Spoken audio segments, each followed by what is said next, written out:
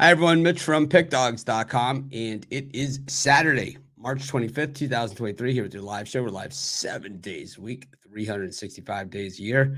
We are down to the Elite Eight in the NCAA tournament. 4 teams will be cutting down the nets over the next 2 days. 4 teams will be going home after a pretty good stack of pancakes and just the egg all over the face of the NCAA tournament selection committee. What a pathetic joke they are. What a stupid system they have for seeding these teams. And that's all we can really say about that. I mean, 1/4 of the field came from the SEC and the Big Ten, and not even a sniff of the Elite Eight from any of them, especially the Big Ten, who was just absolutely freaking pathetic. How is Indiana? Okay, we could throw out every other thing. A 16 beating a 1 out of the Big Ten, it's a conference we bashed all season long. We can look at all these different scenarios, but I want someone to explain to me how Indiana is a 4 and Miami, who won the ACC regular season title, is a 5. I just need to hear how this happens and how this makes any sense to anyone. And when you take a flawed system, like a ranking system done by people who don't watch the games, okay?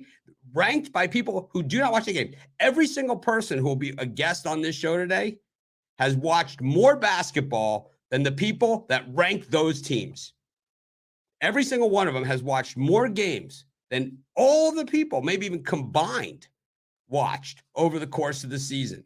Yet, that's how you come up with Indiana, who couldn't win a road game in the last, 5 years. They've won like 1 road game in the last 5 years, man. They're a 4 seed, while Miami, who wins the ACC, beat Duke, who is also a 5 seed, by 40 freaking points. I don't know. Speaking of, I don't know, Al, Big Al, what's happening? I mean, well, any idea how this happens? I mean, how bad? I mean, we went from the RPI system, which was okay, and it kind of made sense. The RPI system a lot more than the current system. This system is so stupid. This quad bullshit system. When they introduced the quad stuff, they lost me. I mean, what a dumb system, because it's based on a flawed system, right? The ranking system, which everybody knows doesn't work, and that's how I think I threw out my. Do I still have one? Oh yeah, let's take a look. Number 1, North Carolina. Number 2 was Houston. 3, Gonzaga. 4, Creighton. 5, Kansas. 6, Indiana. 7, Michigan. 8, Duke. 9, Kentucky. 10, Baylor. There's their preseason top 10. Let's see where they have. Let's pick out one of these Elite 8 teams. How about Kansas State? How about Florida Atlantic? Texas Tech, 24th. Connecticut, 25th in this, who has, I think, should be the favorite at this point to win it, right? Yeah, they are. They have to be. Arkansas, Villanova. I could see Texas A&M, UCLA, Miami 13th in here.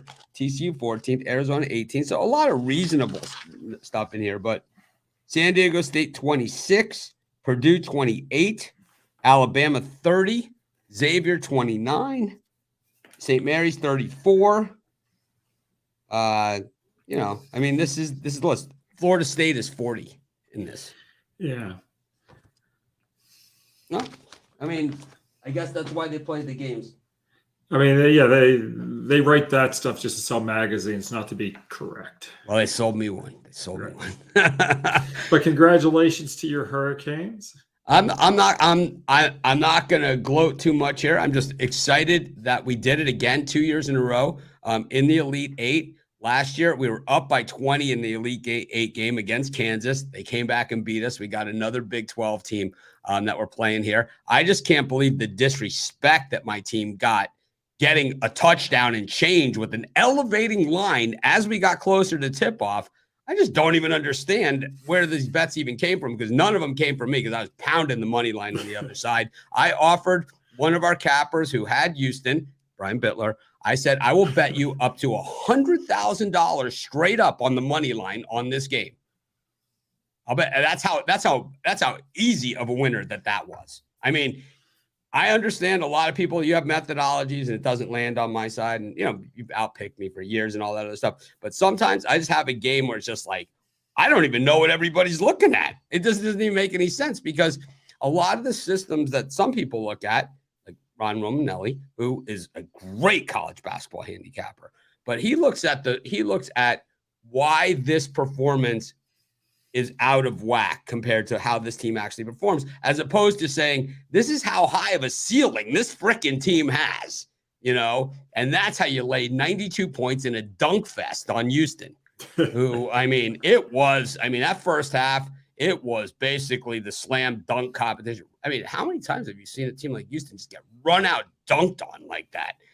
Over and over and over again. And then when they decide, all right, we better do something about this dunking, Miami just starts hitting threes from the parking lot. It is Jim Larinaga, doesn't get a lot of credit, but man, I tell you what, that was a recruiting video last night for the Miami Hurricanes, a coach that the players love and a coach that loves his players and believes in his players and players that believe in their coach and back and forth. And oh my, I'm not saying we could beat Texas because those guys are stacked. Well, at this point, I'm not going to be surprised by anything that happens. I think Texas is a great story with their coach. Yeah. And the thing is, the only thing that I like about our matchup against Texas, they have a lot of the same players that we beat last year that were on Iowa State. They have a lot of those same players. They got 3 of Iowa State's players through the portal, and we beat those guys last year like a drum in the Sweet 16. So be interesting to see. But I thought that, I thought the 5 Miami players in double digits, you're not hearing a lot about that. You're just hearing about the one guy that was hitting the big threes. But, it was 5 Miami players in double digits. It was a rebounding clinic. It was a dunking clinic. It was a protect the paint clinic. It was a clinic Miami put on last night. But, that only gets you so far as a Sweet 16 win. It doesn't get you to the Final Four. And I think if they make it, they will have earned it, beating the 1, the 2, and the 4 to get there. Mm-hmm. Yeah, obviously, they've got a tough path. I think Gonzaga will have to get through possibly Connecticut and Texas. And if Gonzaga plays Texas, those 2 teams already met earlier this year, and Texas ran them out of the gym, when they met in Austin. So that'll be a rematch. But last year at Gonzaga, it was all Zags on the other side of it. So, but different teams. I think different teams. The thing about Texas is, and the thing that scares me about them is that they lost their head coach, but this guy had recruited the wheels off the cart. He had really hit the portal and revamped that roster, and we see it. They have, but if their big man doesn't play, I think we have a shot because our big guy is about as good as they get too. Way underrated. We saw it last night, basically against a Houston team that not many people thought had a chance. Miami had a chance to out rebound them like that. Well, I'll take it. I think for us, like I said, I think that's a building block for the future. Is what it is. Is a game where you just see a coach and players enjoying playing for a coach and all that kind of just magic. And that's the type of win that builds a program. It is. Well, I tell you, it's any of these 8 teams can win it at this point. So yep, and you can't, when you've got this kind of opportunity, you can't. Do you think that the people that filled out obviously the worst bracket in the nation was the selection committee because they got to pick all the the higher seeds against the lower seeds. They got to actually set their bracket as to what they wanted it to be, and they got just absolutely crushed right out of the gate. Do you think it's an indictment on the committee, or do you think it's just parity across college basketball with the transfer portal, with guys that want to play? I just think it's parity at this point. It's where we are, with college basketball. And the interesting thing is, even with all these upsets of the number 1 seeds and whatnot, the favorites are still 31-28 against the spread in the tournament, which is a little bit surprising. I don't think a lot of people. How many outright dogs have there been, though? I don't know. A lot. I don't know. I was in Vegas last week, and there was a group of guys, the bunch of guys that went out for March Madness, and they put 200 a game on every money line dog in the first round. And I know they were ahead. Yeah. They were partying it up when that Fairleigh Dickinson came in. I know that much. They were excited. But anyways, we head to NCAA tournament today. I mean, this is the beauty of this round is like, well, you had a week to prepare for that earlier game. Now you only get a day to prepare for this one. And we got Kansas State and Florida Atlantic. The Owls, a team that, same amount of wins as Houston, and really didn't get a lot of the credit. We look over at the other tournament, the not in tournament game, where I think some of these teams might have done better than some of these teams that were in the tournament, and it's dominated by their conference. And then you look at, you look at the other side of this one in Kansas State, kind of the forgotten child, in the Big 12, where Kansas, their in-state rival, still gets more credit than they do, even if they win the whole thing. Kansas will still be considered the better team. Wow.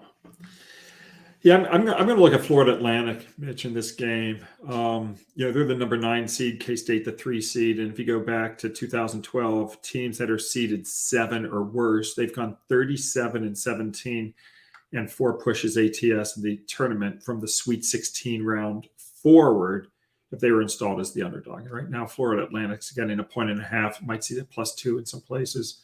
The way this tournament's going, I don't know why you wouldn't want to back the lower seeded team as an underdog. And then also you have the, Wildcats. They went to overtime. That was a great game against Michigan State. But teams are now in the Elite 8 round. If they're off an overtime win in the Sweet 16, they've gone 3-11 ATS in the Elite 8 round. I just don't want any part of Kansas State off that overtime win. I'm going to take the 1.5 or 2 points with the Owls. Yeah, I like Florida Atlantic. I'm with you. I think, I like the way they're playing. I like teams that are believing in themselves. And, they had every chance to quit last game. They were down against Tennessee. And instead of getting pounded, once they got to the lead, they just said, we belong here. We earn this. We deserve it. And NCAA tournament, just what makes it so special is just, these teams, they don't have to play But I think they don't have to play a Big 12 schedule, and which if they did, who knows if they'd even be here. For a lot of the teams, they really showed a lot of mettle, in the last couple of games. I mean, you saw what Gonzaga did. I mean, hitting, that was the best, ballsiest shot I've seen in ages. Kansas State showed a lot against Michigan State, Florida Atlantic, San Diego State got down, they came back. So, all these teams are really, playing well. To me, it's like, to me, all these teams are good. And I just don't understand how the Big Ten gets all those teams in. I just don't understand. They've had 2 national champions in the last 35 years. I mean, it's not like they've had a national champion in the last 25. I mean, they're not a good conference. Oh, they just beat up on each other. Well, then what happens here when they play against everybody else? That's my reason. You hear it all the time because I bash the Big Ten, right? I mean, everyone knows that, right? In my videos, and I just get crushed in the YouTube comments. Oh, they beat up on each other. No, but it's like they also get crushed when they play everybody else. Crushed. I mean, I don't get it. I don't see it. You can say, oh, it's a down year for the ACC, but, look at the ACC over the last 10 years. Louisville, Duke, North Carolina, and Virginia. They have 4 national champions in the last 10 years. Big 12, Kansas, Baylor. Kansas, Baylor. So they have 2. Then you have SEC has got Kentucky, Big East, UConn, Villanova. I mean, Villanova again. Everyone's represented here except for them in the Pac-12. I mean, they're no better than they're the Pac-12, man. Less the Pac-12 network. They're the Pac-12, but on TV. That's all they really are. Let's call it what it is. All right, we'll get back on topic here. Al, what do you got going on today at Pick Dogs? I've got a college hoops play. I've got 3 plays in the NBA, 1 play on the ice. I've already posted for Sunday my XFL division total of the year, and I've got my college basketball total of the year as well going on Sunday. I was like, this guy really hates the Big Ten. I mean, you're entitled. Well, because you know why? I come from a world, as a kid, where you had to earn everything that you had. And we never liked the people that were just given everything. And what's even worse are the people that are given everything and do nothing with it. Right? This is like the company of spoiled rich kids that get the giant venture capital backing and then just blow up the whole thing, right? I mean, it's no different. It's no different. It's like a couple weeks ago, Miami was a bubble team. I mean, it's ridiculous. Indiana's a 4 seed, but Miami's a bubble team. We kicked their ass. I mean, they were booing the Miami. The Indian fans were booing Miami because we're dunking on them too much. It's like, they're dunking on us too much. It's like, yeah, but if they did it to us, they'd be going ballistic, like going nuts, like how great they are. Anyways. Al, always a pleasure. Well, good luck. I've got Gonzaga as my futures, so maybe we'll get Gonzaga versus Miami. I think Gonzaga's got a tall order against that Redwood Forest up front tonight. All 8 of these teams have tall orders in one respect or another. Yeah, I don't like Timmy against 3 guys. I think a little different story than what we saw last game, where UCLA was missing a bunch of guys and stuff like that. These guys have some big guys up front, and they also have guys that can shoot, a little bit more well-rounded team, and a team that we've seen beat everybody this season too. So, yeah, Connecticut. I don't know if anyone wants to be labeled the favorite at this point, though. No, I don't. But the thing is, it's like, UConn historically, when they get into this position, has always been able to close. So that's what makes it tough, except when they ran into Jim Larinaga and George Mason, right? But anyways, thanks, Al, for joining us. See you tomorrow. Of course, tomorrow's a big day for me, and also a nice NBA card tomorrow, back in action. Weird for Saturday, because next Saturday we'll have a full Major League Baseball card. Oh, gosh. And then in a few weeks, we'll have the USFL. We'll have everything. NBA playoffs, it'll all be happening. I will talk to you tomorrow. Take care, Al. All right, that was Big Al McMorty leading us off on the show. I think he's had enough of my Big Ten bashing for one day. Who wants to go next? Anybody? Ron Romanelli raises his hand in an instant. Ron, how's it going? It's going good, Mitch. How you doing? And congratulations on that big UW. We'll take it. We're certainly not going to count the next round as a win or anything like that. We got to just celebrate these type of wins. And for us, that was the biggest basketball win in program history, exceeding last year's win over Iowa State in the Sweet 16 and that second round win over Auburn. I think last night's win was the big one. And we've beaten number ones before, but we've never done it like this, in a tournament. And I mean, just the clinic that was put on. It was a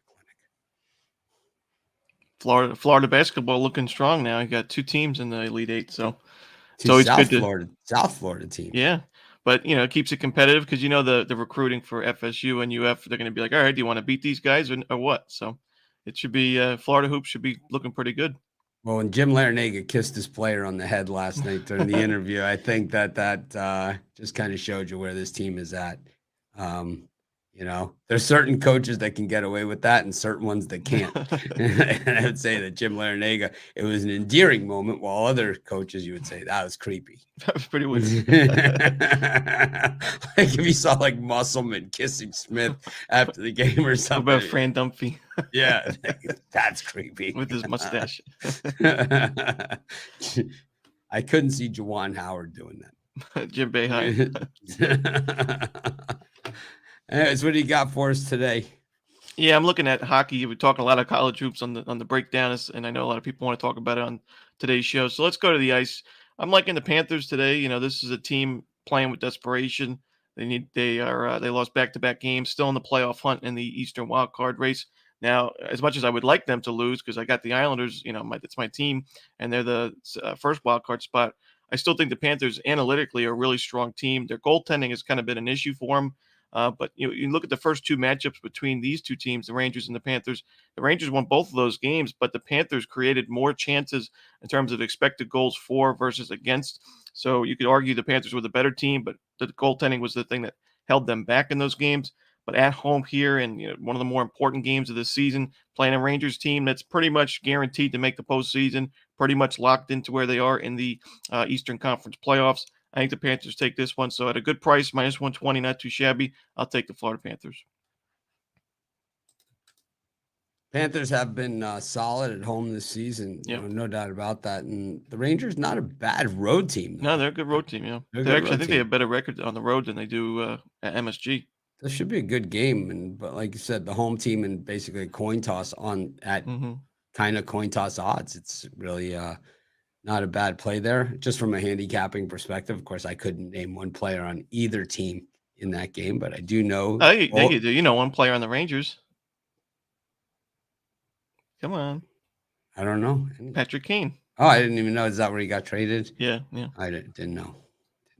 Lots of cab drivers there in New York in fear. No, I'm just kidding. It's a long time ago. You got to let that thing go. But anyways, everyone wants to hear your take on tonight's games, and I know you have them on the Bank Shop breakdown. But do you think, like in these last four matchups that we have here in the Elite Eight, and all good teams, maybe not the teams that people would consider the best teams this season or anything like that, but teams that definitely had an angle in their matchups that got them here. I think there's upsets, but I don't think there was any surprises. You know what I mean? It's like there's upsets like statistically, but that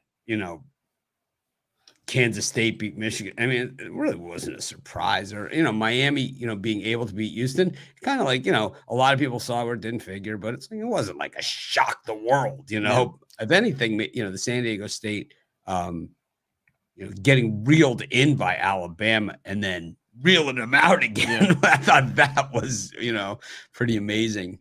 But, of these games today, do you think that these are clear cut, or do you think it's just more of the same thing where it's like, and both these teams, all four of these teams have an angle to be cutting down the nets at the end of the game. It should have the scissors ready. Well, the funny thing is, and you could believe me or not, but I watch, we both you and I watch a lot of college hoops, and when I've seen San Diego State and Creighton play, I'm like, these teams are, these are championship caliber teams. I wouldn't be surprised to see them make big runs, and they were 5 and 6 seeds in their region, so the likelihood is not great. But here they are, in the Elite Eight against each other. So I think all these teams have a way to make it. Even Florida Atlantic, the 9th seed, which we don't see very often. Today's games, FAU, Kansas State, I don't have a premium on that game in terms of the side. I've been going back and forth because it's like FAU's kind of played a different style in the postseason than they did in the regular season. Where I worry the most with FAU is the fact that they've really struggled with those sneaky point guards. We saw it against FDU with Dimitri Roberts, who was just running circles around them and, scored 20 points. He was just super efficient in that game. And when you got Marquise Noel, who just broke the record for most assists in an NCAA tournament game, and he's a great shooter in himself. He's got Keontae Johnson basically finding him in backwards, windmill dunks every single play down the court. It's a little worrisome. Can FAU really, can they stop Marquise Noel, or at least limit the damage? I'm not so sure, but, FAU was fine against the front court of Tennessee. That's not really my concern. I think they'll be fine against Keontae Johnson, but Noel could have a big impact in this game. So it's a small number, and I think it's for good reason, but I'm still kind of 50-50 on that game. I do have a premium on the Gonzaga UConn game and on both sides in the total, but that K-State game. I'm excited to watch that one. I'll be rooting for FAU. I know a lot of my friends go to FAU, and they're going to be watching the game. So, I don't have a side in that one, so I'll be rooting for the Owls. Yep, they'll be staying up late night in Boca past probably 8 o'clock. Which we all know. Catch that early bird special. Be home by 6:15 to watch the game. It fits perfect timing for Boca. They had to be the early game, and else they would have had zero. Nobody would watch. They would have fell asleep. Yeah. It's like it's tell me what happens. The thing is that I think all these teams have an angle to get there, and I think with the guard on Kansas State, it's kind of just like great players throughout history. I mean, he is a great player, and you just got to say he's gonna do something. So we got to just try and limit the damage. I think Miami felt that way about Sasser last night too. It was like maybe he's gonna shoot 40-footers and drain them. It's like, you know what, this guy is that good. He's going to make those, and it's like we'll let him hit those. But it's like we're not going to let him drive down the paint and lay it in on us. That's not going to happen. Yeah, I think you got to pick your poison there. Kind of Bill Belichick it and say, let's take away the thing that they do the best. Yep. And if they beat us with something else, they got us. Well, yeah, I think they may have been unprepared for FDU because FDU's the team that's already coming out of nowhere, and not the scouting for them is not the greatest. So maybe they weren't really prepared for Dimitri Roberts, but you got one of the best coaches, I think, one of the more underrated coaches in Dusty May for FAU. They've had some time to prepare for Marquise Noel. Let's see if they do. But John L. Davis for the Owls in terms of the backcourt, I would put him up against most of the players in the country in terms of the point guards. So it should be a great game. I think it's going to be a really exciting one. Real program builder here for FAU. Oh, yeah. Because they're young. They're a young team. They can bring, as long as they don't have, hit the transfer portal. You got Janelle Davis, Martin, Golden, all sophomores. Greenlee's junior, Nick Boyd's a freshman. So this is a pretty young team. They could run it back next year and be right back where they were. And if they win or lose tonight, we're going to get a ton of value on FAU next year because this will be a forgotten team by the time everyone starts, betting in the early part of next season. Mm-hmm. And we're going to get value a lot like we got value on Miami all season long, returning basically the same team except for, one or two players. Mm-hmm. And Jim Larinaga really underestimated in the transfer portal. He brought in the guy from Kansas State this year. He brought in the guy last year from Oklahoma. And it's like, and how does he do it in the transfer portal? He says when he recruited them the first time, he just never takes their number out of his phone. He just leaves it in there. He hears they hit the portal. He just already has it in there the whole time. He's like, how'd you get in touch with him? He's like, I still had his number in my phone from when I recruited him the first time. And, I think the portal, as much as I hated the portal during the regular season, I love it here in the postseason. Yeah, I mean, look at the competition. First time no 1 seeds are in the Elite Eight. It's giving teams a chance, giving some mid-majors a chance. So and FAU didn't even really attack the transfer portal. So But Texas did. Yeah, they did. Texas really did. They certainly did. Yep. And Gonzaga did. Gonzaga, key player. Two of the best sixth men. Of the season are on these teams, right? Gonzaga and Texas has, these 6 men, both transfers in. Gonzaga's from Chattanooga, right? And Texas from New Mexico State. Yeah, Serge Jabari. Yeah. Yep. So, Gonzaga, their guy is. Well, they had a few, but they had Bolton a couple years ago. No, this year they had their 6th guy. Their number 6 guy. Who is he? Gonzaga transfer. Oh, Malachi Smith. Malachi Smith. Yeah, from New Mexico State. Oh, Chattanooga. I got backwards. Yeah, 3-point specialist. He looked like a 3-point specialist in their opening round game. Yeah, I mean, I think he's like 49% or something on the season. So, we had a guy 70% last night. We'll take it. We'll bank on that for next game. Yeah, I don't know if you can bank on that. I don't think so. We'll take it, but we had 5 guys. Take that any day of the week. Over a guy going 7 for 10 from 3-point land. I'll take the 5 guys in double figures. Mm-hmm. But Ron, so you have you said you have premiums in 2 college basketball premiums. Mm-hmm. And 2 NBA premiums as well. So I got a 3-pack with the 2 NBA premiums and my bank shop best bet in college hoops. That's my side for Gonzaga UConn. And doing well in the NBA, believe it or not, I'm not known to be a NBA guy, but we've won 5 straight NBA premiums. So doing pretty well in the pros, and hopefully we can win 2 more NBA selections tonight. Well, I know a guy that's got an afternoon NBA show that's always looking for a good guest. So I think you should hook up with Jay Briggs, and that would be probably our most viewed show we ever had, is my guess. Yeah, I'll have to get on that show. I know it's a big. I watched you on it the other day. That was a good one.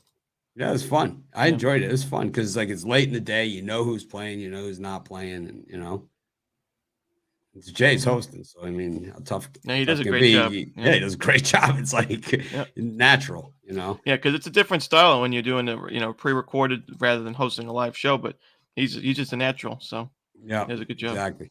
All right, Ron. Well, thanks for joining us. We'll see you tomorrow, and I'll have to hear what you say about Miami, Texas tomorrow. I don't know. I think we're up against it. We talked before the game last night, the Texas Xavier game. I loved Texas in that game. I laid extra points in that thing. I laid 9.5 in that. That was a bank shot breakdown. Yeah.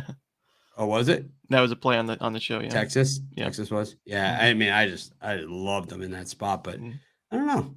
Without their big man, no, don't love him as much. Yeah, I might be pot committed. If I'm fading Miami yesterday, I think I got to fade him again tomorrow. It's okay. It's okay. Well, There'll be room on our bandwagon next week in Houston. Don't worry. There you go. Yeah. And I'm not a personal guy like other people out there. So if I lose against Miami and it makes sense to take him the next game, I'll be on him. I'm not going to be sour, that I lost. I've gone, I love Miami, but I'd taken him as a premium maybe 10 times over the last 15 years. Yeah, I mean, the Canes have been nice to me this year, especially when they played Duke a few times in Florida State. That first Florida State matchup. But we'll see. I think Texas is, the Big 12 champions. They usually do pretty good. We saw last year what happened. So we thought we had them last year. I know, but did not get. I remember that. Maybe a little different story this season. But anyways, Ron, we'll see you tomorrow. And what a season it's been, and what a great first season of the Bank Shot Breakdown, right? Yeah.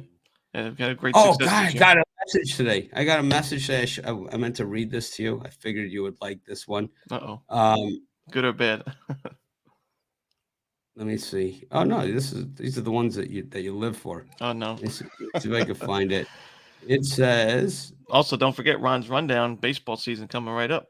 Thursday. Less than a week. Yep, Thursday. All the starters are named now for opening day. Yeah, most of them. Yeah. All of our friends are playing. Patrick Corbin's getting the ball, as he should. I think I can't seem to get it. We'll have to save it for tomorrow, but it was a really good one. It was like, Ron's a nice guy, but he sucks. No. It was one of those. It was a good one. At least I have good character. No, it's like, he's a nice guy, but he's a crappy handicapper. How do I get hired to replace him?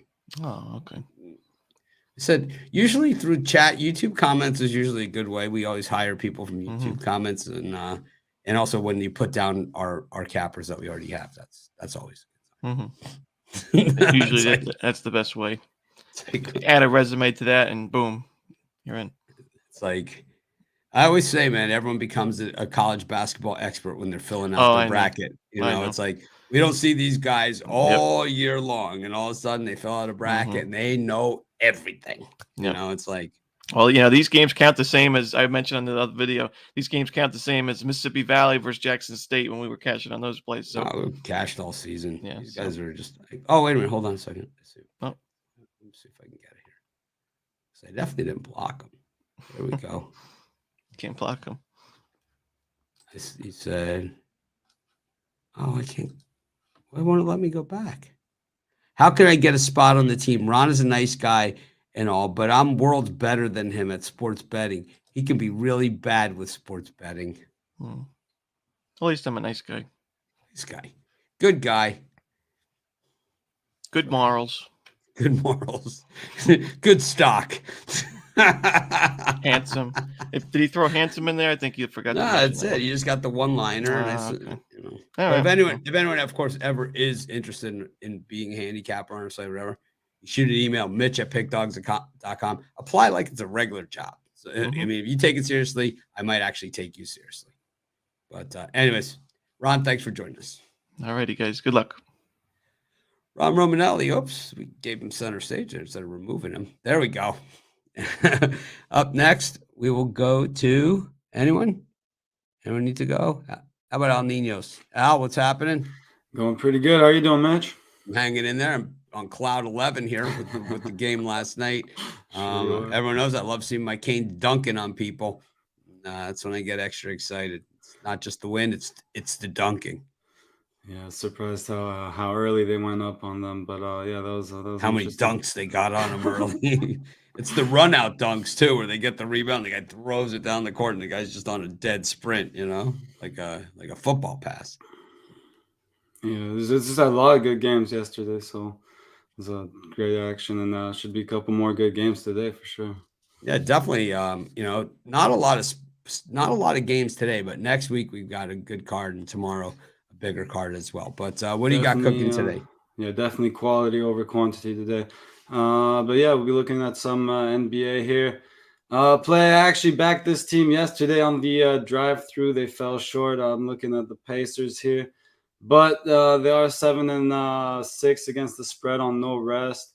The Hawks are just 7-11 against the spread with the rest advantage, just 13-16 against the spread as home favorites, and could be without Trae Young today, which I wouldn't be laying too many points with them if Trae Young doesn't play, that's for sure. And even if he does play, I think this feels like a few too many points, even if he's in the lineup.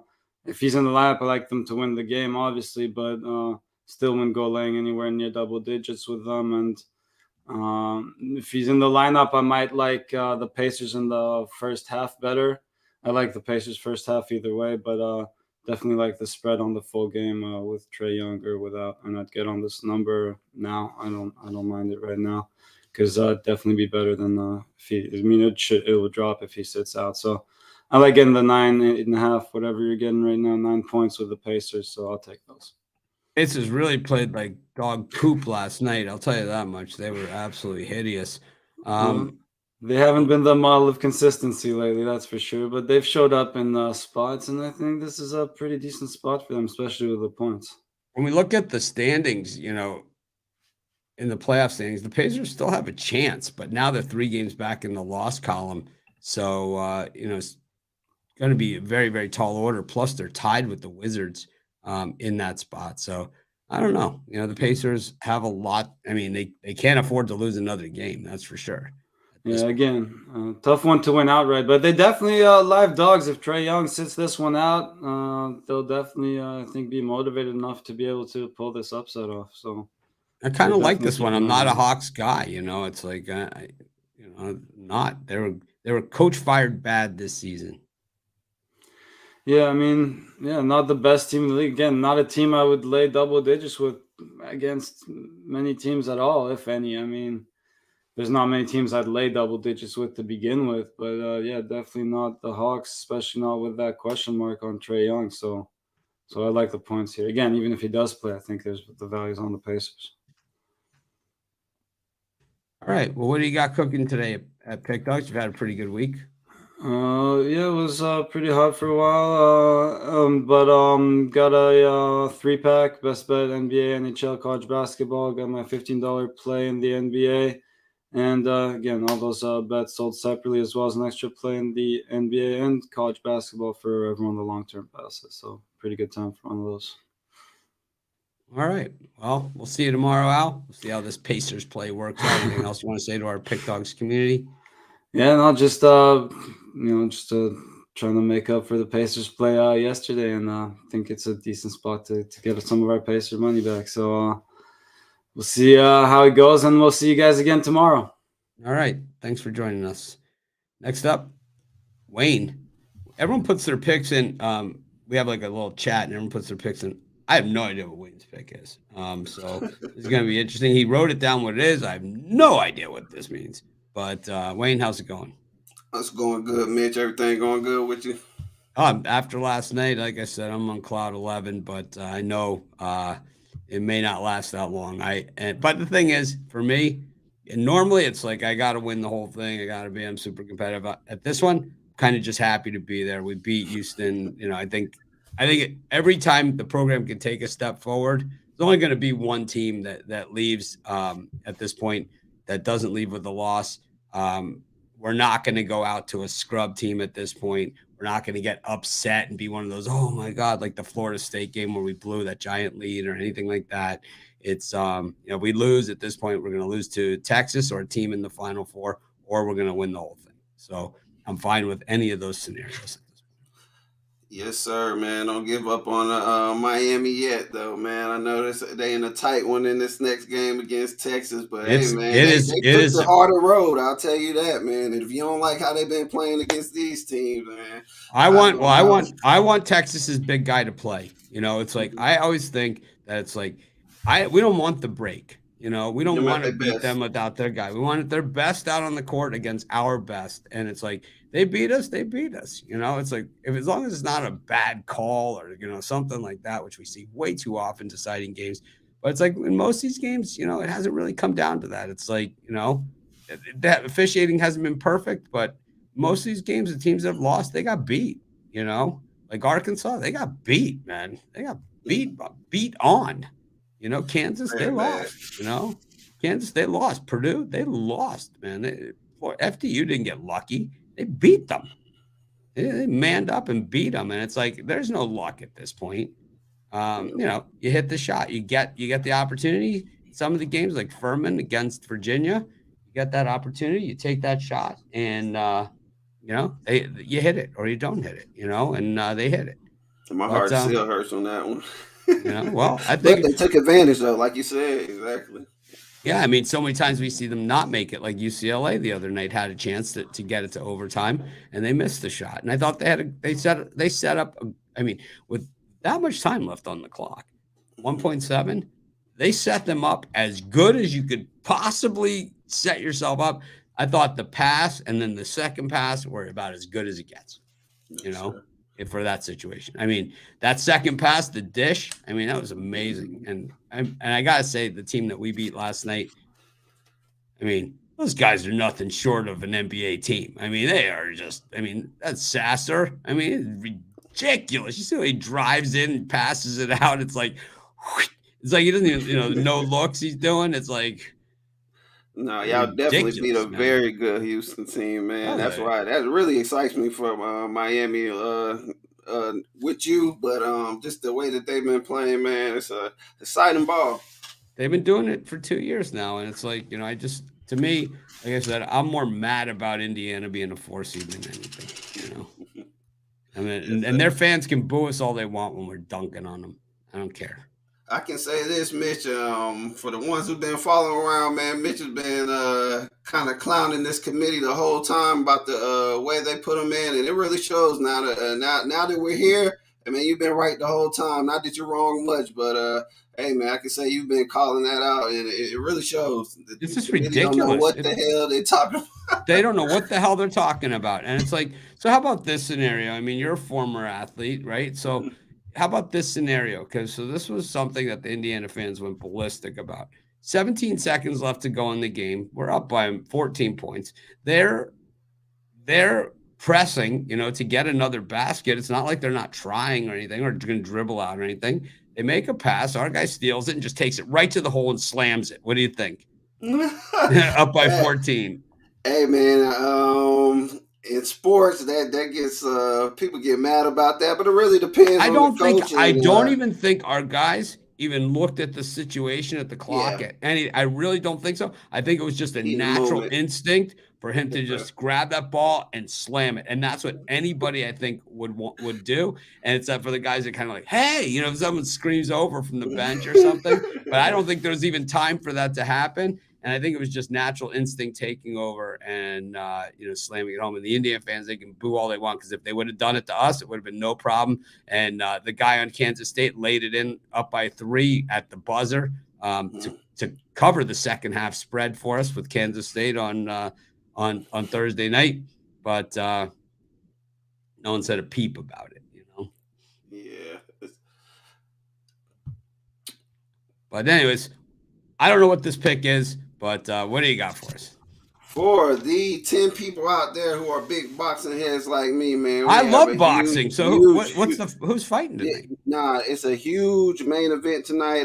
Pay-per-view fight between Caleb Plant and David Benavidez. Oh yeah, The see who Benavidez is gonna fights. smoke him, right? I mean, he's gonna Yeah, kill him. I got a premium in that, and I got a lot of money laid on here on this boxing today. So if I you want to love check out, Benavidez in that fight. yeah, if you want to check out my pick on there, go to pickdogs.com. But today we're on the fight before the co-main event. Should start around 9:30. We got Chris Colbert versus Rayo Velasquez. Anytime you got a 130, Chris Colbert's a minus 135 favorite versus Velasquez, who's a plus 110. So anytime I get something like 130 in boxing, it's pretty much a gift for me when I like that fighter. So we're gonna go with Chris Colbert here. I'm gonna tell you why. This both of these guys are coming off a loss. Chris Colbert 16-1, Vasquez 12-1. Chris Colbert in his last fight, he lost in a 12-round unanimous decision. Rayo got stopped in the 3rd round pretty bad. Both of these guys are younger fighters. I believe that stoppage that Rayo has to come back from is going to be hard to do. Rayo is the heavier puncher, the bigger fighter, heavier hands. But I do have a question with his stamina, man. When he got stopped in that 3rd round, it just didn't look like his stamina was there. And Chris Colbert, he's coming in this with a lot of experience, unorthodox. He fights with both hands, better defense, footwork. He's coming from the 130 to 135 division. So anytime somebody comes up, you want to see if they can carry their power.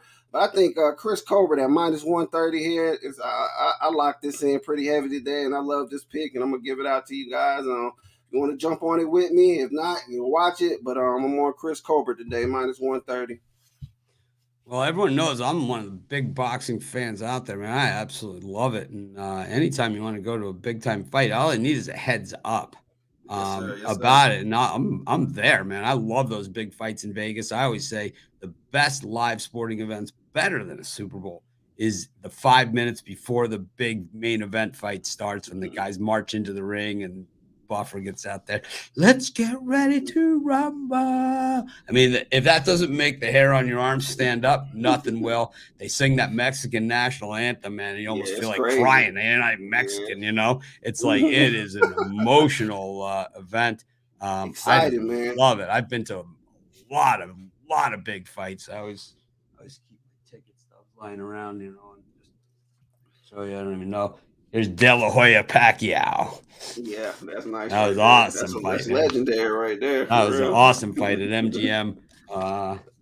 That's when man, expect fireworks, man. It's a very good card from top to bottom. I know a lot of contenders on this undercard, but these are guys. A lot of them got like 19-0 in the 19-1 range, and they're fighting to get these title fights next. So keep tuned in with these.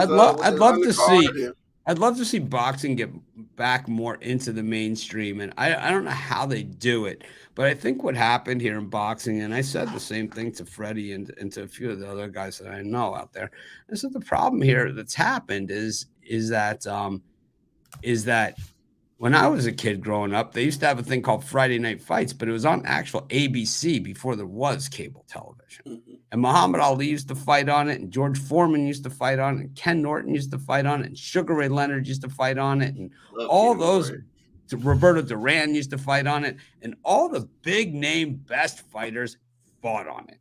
And when they had like the big fights, those were the ones on closed circuit, Ali versus Frazier. But now everybody, so there was a whole generation that never saw Pacquiao fight.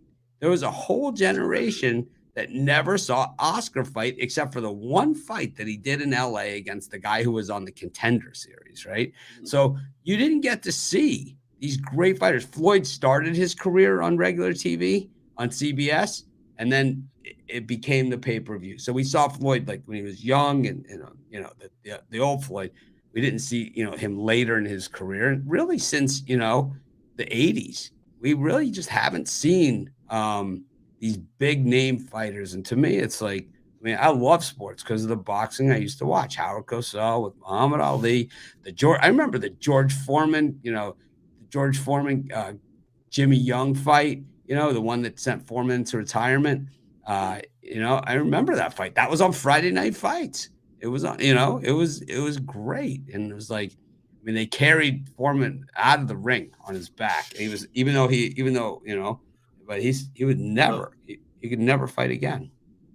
No, I'm with you, Mitch. They definitely need a better way to push these contenders. A lot of times you don't hear about these guys until the main fights, and a lot of these main fights aren't as interesting because the best aren't fighting the best. You might have the best fighting the fifth best in that weight class, but until the best start fighting the best, and until, like you said, they come up with a better platform to push these contenders, boxing's gonna be in a little weird space, man. Unless you just love to pay attention. They're in a weird space because everybody in my generation knows who Bobby Chacon and Bazooka Lamone are, right? Because they used to fight every other week on CBS Sports. Everyone knew who Boom Boom Mancini was. Everybody knew who these guys were. Everyone knew if you saw this guy, it was going to be a bloody fight. Everyone knew if it was going to be this Mark Breland, it's going to be a boring fight. It's going to be Larry Holmes. He's going to work somebody over, right? It's like you knew exactly what you were going to get in every fight, like Larry Holmes was great heavyweight champion, but the problem was, no one could lay a freaking glove on him because he had a jab. He would just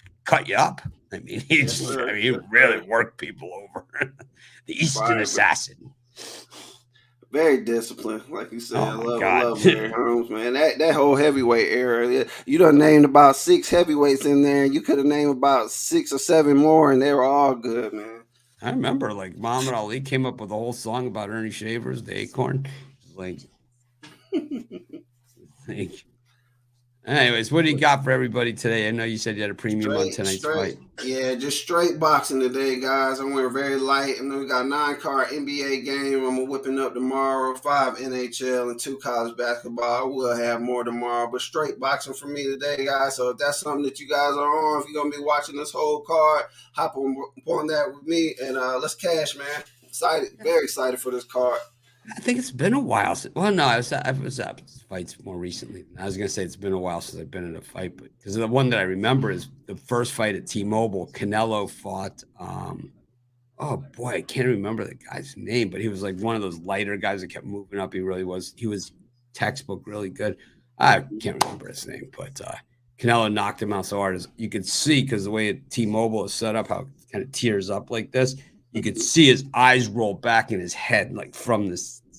I talked about this with Ruffalo the other day on the live show. My favorite thing in all of sports is the delayed knockout when the guy's out on his feet, but he doesn't know he's out. And then it's kind of like a little stumble and then they go down. What about the one where he's out on his feet and they get one more hit and he kind of wakes up? That's always like, then you're worried about him. Then you're worried about him, Freaking wakes back up on the second hit. Yeah. Or I've seen it. I've been at them where they hit the canvas so hard that's like another hit on the head. Yeah, I think when Manny hit Ricky Hatton, I think it was like that. That's the ones they say you worry about. When you knock down and your head dribbles off the ground, like you can't, because you're not like you can't stiffen your neck up some because you're out cold, so it literally just bounces right off the canvas. I honestly think it was the Pacquiao Morales Pacquiao Morales 1. It might have been 2. Pacquiao Morales 1 or 2. It was one of those 2 that kind of ruined boxing. It was 1, I think. Because my ticket for that fight was $100, right? And it was like it was a great fight, but after that, everything went pay-per-view. Everything went big money on the tickets. Really big money on tickets. It was like, and after, then it was $500 as the get-in price. Now people mind spending that, but a lot of the times it's not the fight people want to see, so nobody's going to want to spend it. It just goes back to the best fighting the best. If you want to, I felt that way about Bradley Pacquiao. The way that trilogy set up, that they gave Bradley the 1 win because they knew they couldn't make the fight against Floyd, so they just figured that, well, let's try and create a rivalry with Pacquiao and Bradley and make a bad decision that everyone knows is a bad decision and have him get his revenge like wrestling does. It's like it's always that one card that's way out of whack. And it's like I was sitting with fans at the Pacquiao Marquez, the 3rd fight at MGM, which the 4th fight was the great one, but the 3rd fight, the one where it was kind of like the first 5 or 6 rounds. You could sit there and say, who won that round? I don't know. And it's like, They gave that round to Pacquiao. And then at the end of the fight, those are the rounds that decide the fight. And it's like, you have to take that into consideration. So I got hit over the head with a bottle. And I mean, that's what happens to you when you start, when you're sitting in the Mexican section trying to explain how Pacquiao won the fight. Man, they don't care. They hit you over the head with a bottle. It's really in the judge's hand when it comes to boxing. If it's not decisive, it really is. Absolutely. All right, Wayne. Well, thanks for joining me. We could talk boxing. Maybe we should start doing boxing videos every week. I used to do them. I used to do boxing every week. Maybe we should do let's add a boxing show. And it's coming up to that time where there actually a lot of boxing going around, and I some just looked at the schedule. better cards starting to come. Yeah, I just looked at the schedule. Yeah, we should start doing it. Fury, we start doing Devontae Davis. I'm in. Boxing's in its own area is actually we could do pretty well with that. All right, Wayne. Thanks for joining us. All right, I get at you, Mitch. Big Dog family. Holla at y'all. See y'all tomorrow. Wayne, talking boxing. Never saw that one coming. Who knows what's going to happen on these shows? Jovan, what's happening? Hey, what's going on, Mitch? How are you? All right, man. How's your tournament going? It's going, you know. It's been one of the tougher ones. I'll tell you, I had struggled last week. You know, I went 500 a couple of days that I thought for sure was going to be big days, you know? Yeah, I mean, these late game fiascos or heroics, if you know, depending on what side you're on, you know, that's gonna tell it really, because you know that was UCLA for me the other night. Yeah. I mean, I had UCLA also. Thought I had them on the money line at that, so I thought I had snatched the victory out of the jaws of the field. We did, and it didn't happen because you know when you're pulling up from 40 feet and hitting them, then that's basically the ball game. But yeah. You know, the good games last night. That's for sure. Even the third game. Well, even the third game on the list. Creighton and Princeton. Princeton had a good showing. They had a chance to cover. They ended up not covering. You know, or at least pushing due to free throw miss. You know, Unbelievable. Right. You know, so but they win it the whole game. You know, they didn't get blown out the water. It wasn't one of those games, you know, so. All right. This guy's starting to get on my nerves in the comments. I answered him. I answered you in the comments on that you left about this.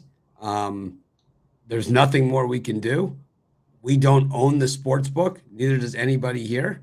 What you got to do is go to your sports book, look for the frequently asked questions, or call them. There's nobody here that works for the book that can help you. Sorry about that, Jovan, but it's like enough is enough. You know, it's like this guy asked the question in the YouTube comments. I answered him very specifically saying, we don't work. We're not the book's customer service here. If you're going to a store, right, and you want to buy, I don't know, this coaster, you know, would you ask in the YouTube comments if they got the coaster? Or would you ask the store? I mean, what the hell, man? Enough. Anyways, what you got cooking today? We're gonna look at marquee matchup in the association, the Bucks versus Nuggets. You know, 2 number 1 seeds, East meets West. You know, so yeah, you know, and with these 2 teams, they're in position to lock in, solidify the number 1 seeds, but they still have some more work to do, and I'm expecting a good battle. But as far as spots go, you know, you're facing a Denver Nuggets team who's well rested, hasn't played since the 22nd, whereas the Bucks, you know, they just played last night, you know, smacked around a lesser opponent in the Utah Jazz, you know, 144 to 116. You know, no sweat, but you know, nevertheless, they played in high altitude. Now they have to go in high altitude. Playing 3 out of the last 4 nights, it's not a good spot for the Bucks in this one. You know, like I said, you know, on Nikola Jokic, he's him and his team, they're well rested. You know, and I think that one right there, just as far as spots go, looking at a Denver Nuggets winning cover as far as I'm concerned. You know, the Nuggets, they haven't really been playing good, but they have won 3 out of the last 4 games.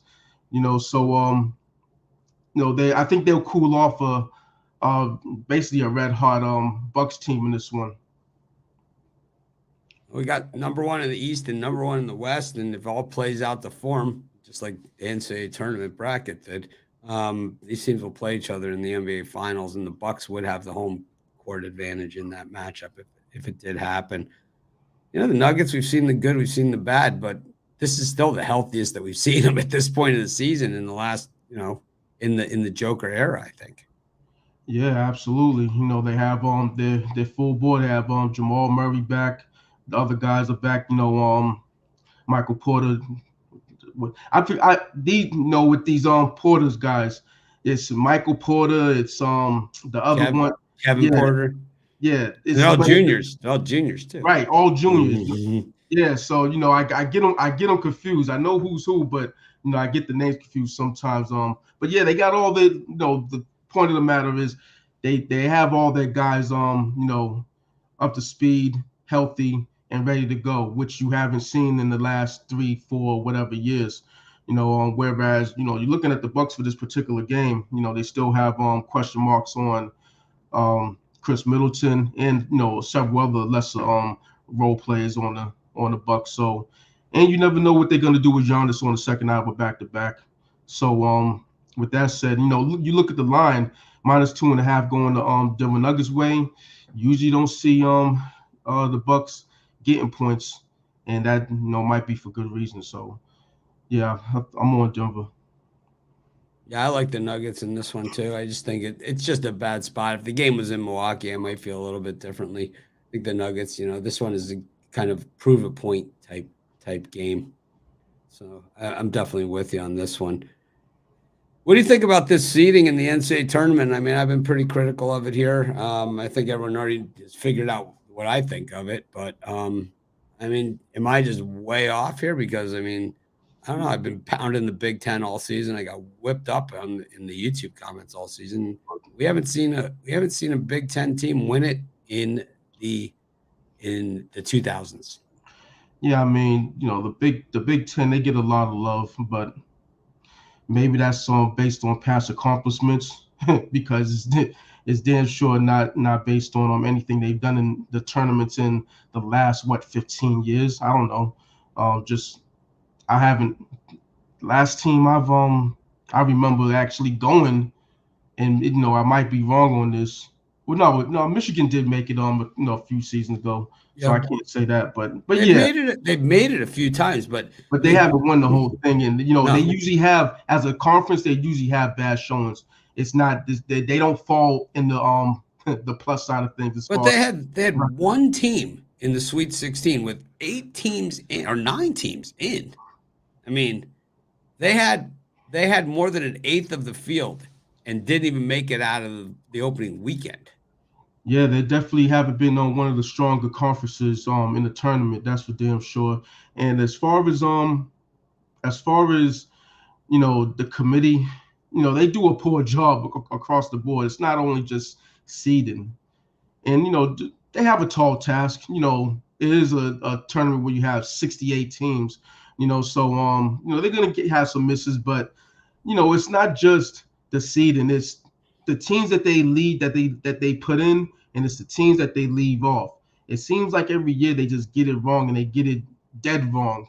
You know, it's not anything where you could actually really make an argument for it. And there's really no they get no backlash. I mean, they get backlash or whatever, but they don't get any comeuppance for it. You know, it's not like you know the committee gets replaced or anything.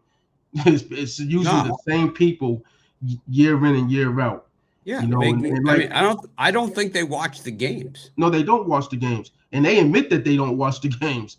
You know, that's the thing about it. Or most of them don't watch the games. You know, they'll say, "Oh yeah, we haven't." Well, we watched the conference tournaments and all that. We base it on records, and we base it on this. We base it on that. They don't base it with their eyeballs. That's for damn sure. So half the field, they're saying half the field was better than Arkansas going in. Half the field. I don't think so.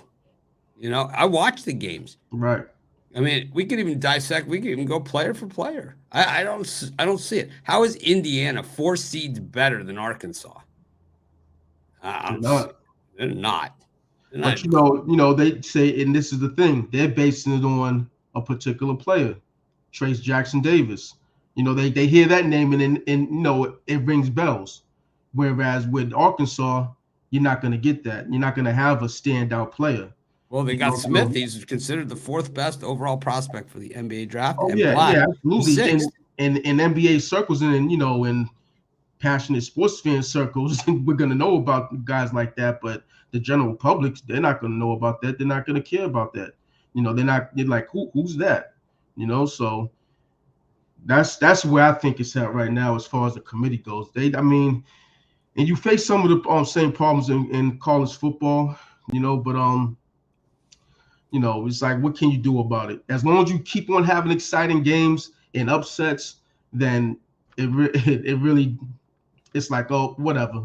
Well, the beauty of it is about the NCAA tournament is at least 68 teams get in. So it's not like somebody got left out that would have had a chance. I would have liked to seen UAB maybe in here with these guys. I think what we're seeing, in the NIT is that, this Florida Atlantic Conference is pretty good. It's like maybe they're not getting enough respect, and maybe a little bit too much respect, putting in the Northwesterns of the world and these other teams. And, I know Michigan State, they have Tom Izzo, and they're going to get a little respect because of him. And, they made it further than everybody else because of him. But we've seen it for years. We've seen it for as far as like someone like Northwestern. We've seen it for years. They've been trying to pump up this program for years, and they usually fall flat on their ass in conference. This year they haven't, and that made them be in a tournament this time around, So they had, they had an excuse to put someone like that in and to pump up on Coach Collins, Chris Collins' own brother. So yeah, you know what I mean. So it's just one of those things. Name recognition, pedigree. These are the things that people within the committee probably go for.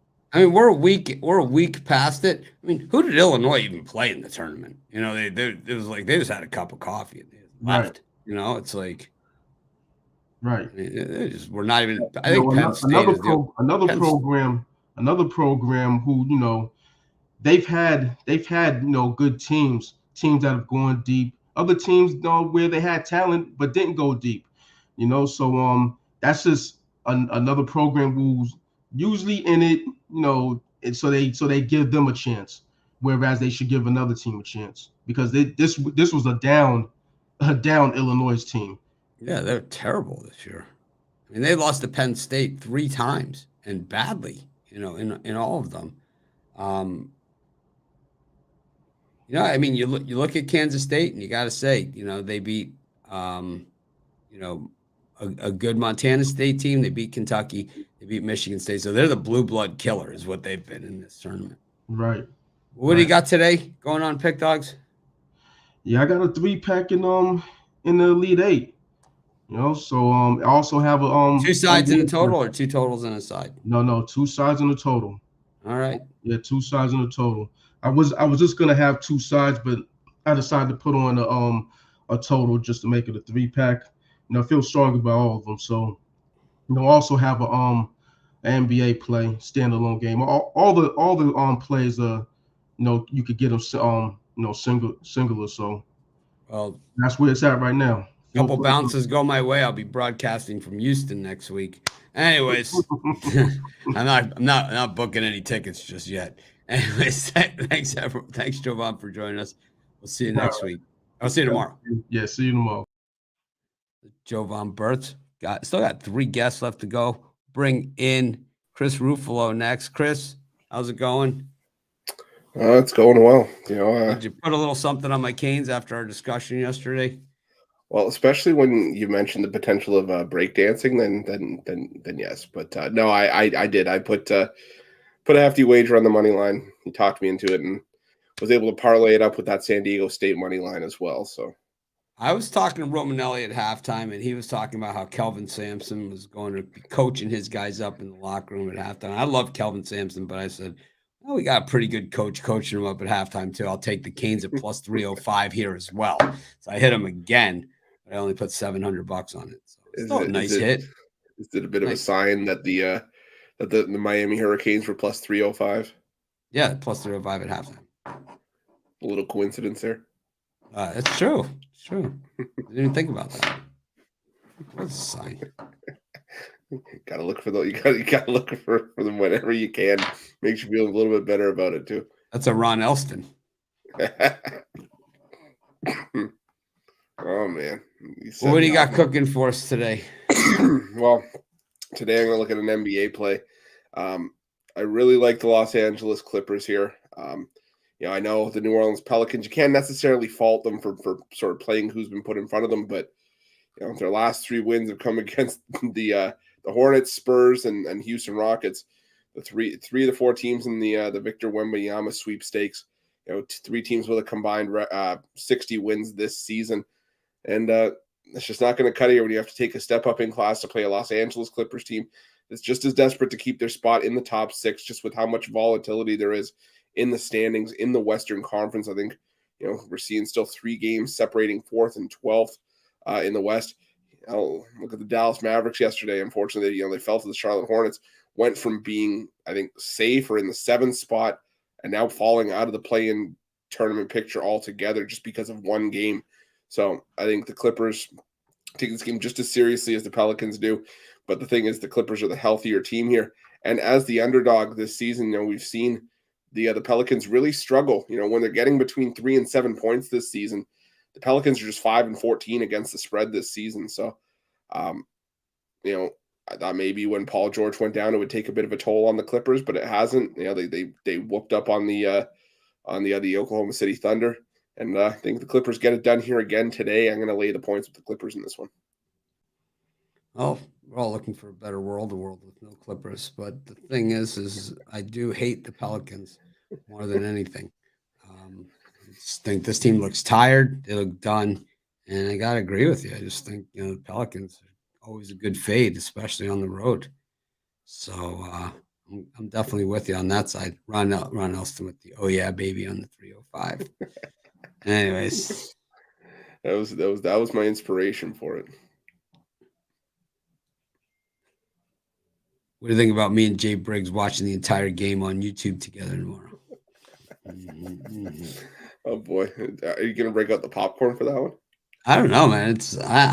I have to say, sometimes I feel really good about a game. Other times, it's kind of like I know we have a chance, but man, might be up against it in that one. Normally, like yesterday, I was like, I saw Biller was on Houston. I'm like, I'll give you, straight up as much as you'd like to bet. I was surprised. I was like, oh, man, knowing Brian, I'm surprised he didn't take you up on it. I got a hat out of it. Knowing Brian, that's that's what I got. That's as good as $100,000. Oh yeah, I'll take the catalog. It's the Bitler dollar exchange rate. $100,000 equals a hat. What do you got cooking today? Today, I got a couple things going on. Got a single play up on the board for both the NBA and college hoops, and I got an NHL 3-pack as well. Hoping to carry forward some of the success we've had this week into a loaded weekend of sports. I saw a YouTube comment saying, "Why do you hate Calgary so much?" The shorter list is probably why we don't hate Calgary that much. For me, it stems back to a game in November against the Seattle Kraken where they choked up a 4-2 lead in the 3rd period. You can tell that one's probably stuck with me a little bit, but I just don't trust the goaltending. It's not necessarily anything against the city of Calgary. It's just the Flames are our new overrated bums. I'll just throw in a little Sharks puck line with the Hurricane tonight. Yeah, I had a feeling that you're probably going to go Hurricanes. Oh, why not? Canes. Go Friday, Canes, Saturday, Canes, Sunday. All right. Anything else you got to say for yourself? No, unfortunately, today I'm a man of few words, which is all right rare for me.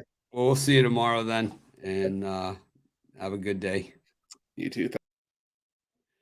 Chris Ruffalo up next. Jay Briggs. Jay, what's happening? What's happening? Oh, we got a showdown tomorrow. I'm do. worried, man. It's like I'm normally I'm good, but tomorrow I'm a little worried about this Texas team. Super talented, and a lot of guys on the team that we beat last year in the Sweet 16. So a good amount of revenge they're gonna have on us. So I'll have to see. Yes, sir. I'm excited for it tomorrow, man. I think I want your big guy to play, so we'll have to see. It didn't look good last night. He tried to go, and then he was in the boot. So I don't like the boot. I don't like the boot either. It's like boot reminds me of God, what's that guy? He was always injured. He's on Portland and on the Lakers. And Mark, oh man, I used to always see him at the fights. Anthony. I know what you're talking about. I just typed in Blazers big guy always hurt. It is. I don't know who it is.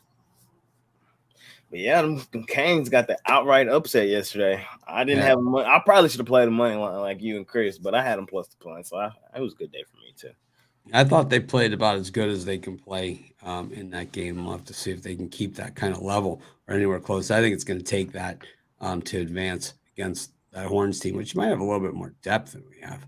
But I don't know. It should be a good one. I think the winner of that game has a real good shot to go to the final. Yeah, for sure. I've had Texas all year. That's no surprise. But I've had Miami all year. So yeah, so we'll see. I got a pretty nice future on it. Hopefully, they can pay me out on it. Well, what do you got for everybody here today? Today, we're gonna head out to Sacramento. They've been absolutely balling coming out of the All-Star break, and I should have probably fired this one up as a premium. I was kind of worried about JC, Jordan Clarkson, and Lauri Markkanen coming back tonight, and they very well still could. And they could still get blown out here tonight in Sacramento. That's how well the Kings are playing. I'm going to lay the 7 right now and hope that the news breaks my way. But even if it doesn't, even if those guys play, I think the Kings just continue rolling, man. They play extremely great basketball right now. Not out of it for the 2 seed. Might not get it. Probably locked in at the 3, but the way they've been playing coming out of the break has been explosive. I do see Fox on this injury report as questionable as well, but the Jazz, I've not liked what I've seen from them recently, man. They got hammered yesterday by Milwaukee, and I would not be surprised if the same thing happened today in Sacramento. Yeah, looking at DC's status, not looking good. So I want him to play, but that doesn't matter, I guess. They didn't call and ask my opinion. Right. But I'd like to see him play. If anything, I always want to see everybody at their best, Yep. So hopefully we'll have an update by the live jam session later today. But today's NBA card's kind of small for a Saturday, considering not a lot going on. And next Saturday, we'll have Major League Baseball going on as well. Oof. So that fast. It's already here. It starts Thursday for the full card. I might go to opening day for Texas. We got DeGrom on the mound, so we'll see. Baseball used to start with just one game, and then it became 3 games. Then it became staggered throughout the day games. Now it's everybody plays opening day, Yep. And then Friday is actually the light day next week. And then the NBA always has a big Friday card. So. Yep. Yeah, so you're right, though. Smaller NBA card today. Got a nice size one tomorrow, but there's some meat on the bone today. I'm trying to attack it. All right. Well, Romanelli, looks like he said he's going to come on the jam session for you this week. I'll be on the jam session hopefully this week, and should be a good one. What do you got going on today at Pick Dogs? Yes, sir. I got a 3-pack in the NBA. That's all I got today, which includes my $15 NBA jam session play. You can get my best bet sold separately, or you can get it in the 3-pack. Those 2 college games, I wanted to pull the trigger, but I think they're super tight. I think they could really go either way, so I kind of just left them alone. I lean K-State. FAU's. They're tough, man. They're here for a reason, so it's tough in the college hoops land today. I left it alone. But NBA 3-pack for me today. Hopefully we can cash out there. All right, Jay. We'll see you later on the jam session, and we'll see, of course, tomorrow here. Yes, sir. Yes, sir. See you later. Jay Briggs. I'm excited to see Jay, for the game tomorrow and all that other stuff. But I think it's kind of like I think it seemed like he feels the same way that I do. It's kind of like if we're going to lose, we might as well lose to one another. At least one of us is going to the Final Four. Nothing wrong with that. Anyway, Rod, what's happening? Last but not least. It's got going good. Good Saturday. Lots of action today. I can't complain about the Sweet 16, 6-2 on my place. So you can't say get me. Houston didn't even get off the bus. They got dunked on. They got dunked. Oh, I wasn't on. And you knew within the first 5 minutes, it was like, well, this was over. There goes the game plan. Bill, quick, get out. That was like my Duke pick against Tennessee. That's like I didn't feel like having Miami. I didn't feel I was in the barn, at that point. But the Duke game against Tennessee, of all the games this tournament, was the one where at 5 minutes in, 10 minutes in, it was like, I'm done. I'm just finished. And it's like, right. You just know it. 5 minutes in, you just, you're like, it's like, I'm going to avoid the in-game losses. I'm going to avoid the halftime sucker bet line. That's definitely coming. I'm done. I'm just finished in this game. It's like, I'm not going to chase. I'm not going to try and win back on the other side. I'm not going to do anything. I'm going to rip my ticket up before the game even hits halftime and call it a day. I call it a day, yeah. That's pretty much what it was. Get this bad mojo off of me, this ticket. That's not going to And that's when when your team's losing, I just find out that you're like the team that you picked is losing. It's like, come on, pat them some more. They deserve a bigger. Yeah, get them. Yeah, that's how I felt about the Dolphins this year in the regular season and stuff. It's like, but they actually played well in the playoffs, and if they would have been able to snap the ball within the 40 seconds allotted to them, they probably we could have been talking about them making a run. But the thing is that why give us hope? Just get slaughtered. Just go ahead. Get crushed. It's like crushed. We don't want hope. We don't want hope. I don't want to be hoping and hanging on. Then all of a sudden, here they come. And then all the last thing I want is hope. Those are the worst. Yeah, the last thing I want is hope. Well, what do you got going on today for us? Well, it'll be a marquee matchup on the ice in the NHL. Two teams that are rolling right along. You look at this Vegas Golden Knight team, and they have won 6 straight on the road. Well, you look at this Oilers team, and they've won 6 straight at home. Both teams 8-2 in their last 10 games, so something's got to give here in this one. Both teams battling for the Pacific Division lead. So this is a game 1 of a home-and-home series between these two. First one going tonight here in Edmonton. And I think a little bit of home cooking. It's the late game on the card. It's the 8 o'clock one, 8:80 or the 10 Eastern start in this one. And with the Oilers' offense, the way they've been rolling, they've been dominant over Vegas, winning 5 of the last 6 meetings between these two, and 41-15 in their last 56 versus the Pacific Division are these Oilers. And with the two guys that are over 100 points, McDavid hitting 60 goals last time, I got to go with the Oilers. Call me a little bit of a homer, but I'm taking the Oilers here to end Vegas' losing streak. You're going to get Jonathan Quick in net for Vegas in this one. The Oilers have seen him. They know how to beat him. They beat him before. They beat him again. The Oilers on the puck line, I think they pop a couple empty netters late, as this is going to be a battle, but the Oilers come up with the victory in this one. Yeah, it seems to me like, this is the Brian Bittler. They're begging for Vegas action special at plus 155 in this one. Begging you to take Vegas. They're begging you. They're begging. Come on, you want it. They're begging for Vegas action. Normally, I'd be all over Vegas here, but normally I'm not a line watcher either. But both those things kind of like you almost have to. They're begging for Vegas action. Oh, I'm begging him to take Vegas. And this is what I'm like, come on. Come on, you want it. It's like, please give us some Vegas action. Yeah, right. I'll see this tin can in the cup and a little tune to go along with it. You're good to go. What do you got for sale at Pick Dogs today? And Maria Howard Pick Dogs today. We got a loaded NHL card. I've got 5 plays. Satisfaction Saturday in the NHL. You can scoop those up. I've got a 3-pack in the NBA. And I have my $15 college basketball swish. Love that play. 6-2 in the Sweet 16. Looking to keep it rolling here in the Elite 8 games. 1 play college basketball bonus play for long-term subscribers. So jump aboard. Let's continue making some hoops money and some hockey money. Hockey's getting close to playoffs. So I'm getting excited. Getting close. All right, Rod. Well, thanks for joining us, and thanks everyone for joining us. Make it a winning day. We appreciate each and every one of you. Appreciate all of our cappers that joined us today. And of course, we'll be back tomorrow, just like we are 365 days a year, 7 days a week. No excuses, just free picks. And I'll tell you what, Miami's playing tomorrow. I'm still going to act more professional. I'm going to try like crazy. It's going to be a big one. Tomorrow's the day. Try and act more professional tomorrow. Have a great day, everyone. We'll see you tomorrow.